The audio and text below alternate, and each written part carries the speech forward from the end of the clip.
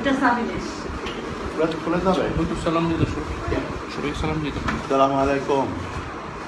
আমরা সবাই ভালো আছি, আনন্দে আছি, আল্লাহর কেয়ারে আছি।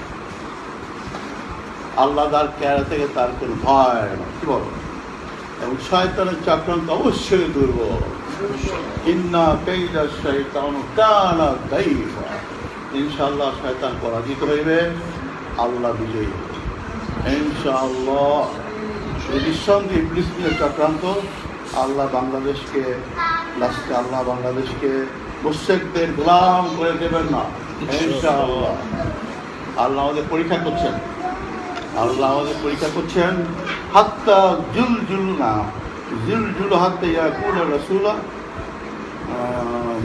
মাতা নাসরুল্লাহ আলা ইন্না নাসরুল্লাহ করিম। রায় রাগ পর্যন্ত জুল ভাব ছিল না, রায় হওয়ার পর জুল ভাব চলে আসছে।